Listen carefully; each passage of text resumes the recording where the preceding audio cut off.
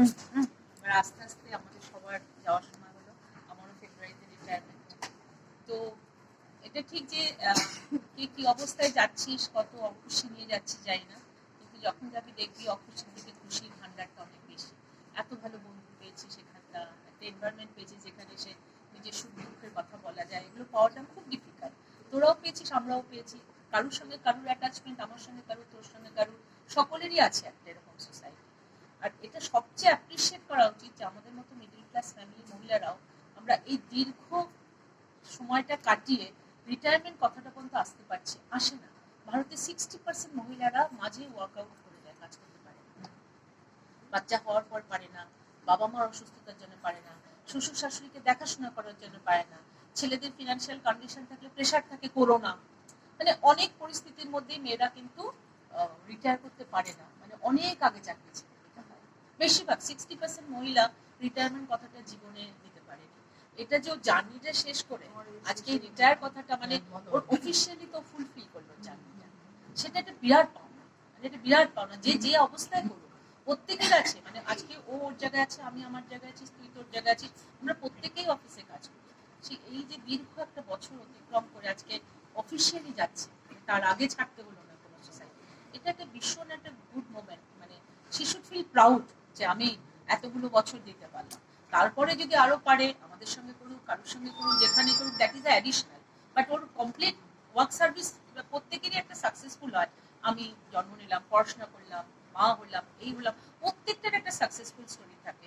আর professionally এটাই successful story যে I have retired persons, তার মধ্যে একটা গর্ব আছে আমি শেষ করেছি। তো রিনা এটা শেষ করেছে, খুব ভালোভাবে করেছে। ওর অ্যাটিটিউড মানে এত সুন্দর, ওর ব্যবহার এত ভালো, আমরা সবাই ওর উপর খুব খুশি। মানে প্রত্যেকেই, তোমরা মানে আমরা সকলেই হয়তো ভালো, কিন্তু তার মধ্যে এক একজন থাকে আরো শান্ত, আরো ভালো।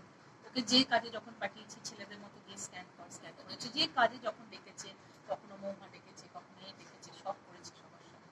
তো ওর জন্য সকলে তোমরা উইশ করো, ও যেন হেলদি থাকে, ও যেন খুশি থাকে, এবং ওর এই প্রাউড ফিলটার জন্য যে রিটায়ার করলো, we should be also feel proud for হার।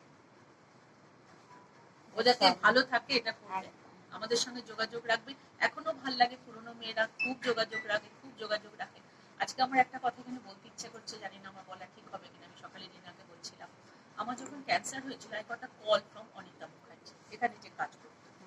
অনিতা কারোর থেকে শুনেছে দীপালিতে ক্যান্সার হয়েছে। তার আগে আমাকে বহুবার ফোন করেছে, তুমি একবার বাড়িতে আসো, আমার নাতনি এত মানে ভালো করছে। তো অনিতা আমাকে ফোন করে বলেছিল যে আমি তো তোমাকে টাকা পয়সা দিয়ে কিছু করতে পারবো না, তোমার দরকারও নেই হয়তো, কিন্তু আমি তুমি একটা ফোন কল করো, আমি তোমার বাড়ি থেকে তোমাকে 1 মাস সেবা করতে পারি। That is the attachment of the employee. মানে এর মতো বড় পাওনা তো আমি কখনো পাইনি। মানে যা আমার অফিসে তোরা আমার জন্য অনেক করেছিস, অনেক প্রে করেছিস, আজকে আমি সুস্থ হয়ে তোদের মাঝে ফিরে এসেছি, কিন্তু কোনো একটা কলিগ বলছে ফোন করে যে আমি 1 মাস তোমার বাড়িতে গিয়ে তোমাকে মন ভরে সেবা করতে পারি, তুমি শুধু একটা ফোনে বলো অনিতা চলে আয়, আমি তোমাকে 1 মাস তোমার বাড়িতে গিয়ে সেবা করবো। মানে এই যে পাওনা, দিস ইজ কল, মানে what I have earned from this institution, I have earned this. এর মতো বড় শান্তি তো নেই। সেরকম তোমার যখন কোনো প্রবলেম হবে, এত বন্ধু বান্ধব করেছো, সবাইকে যোগাযোগ করবে।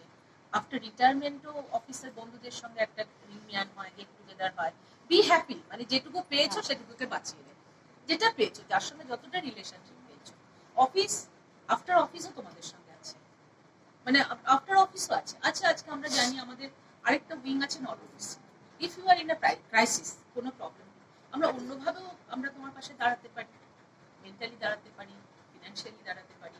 মানে we are there, we are after retirement কি before retirement, we should work as family. খুশি থাকবে, একদম মন ভরে খুশি থাকবে। তোরা কিছু বল, মিনু বল, তোরা যাদের আন্ডারে এত বছর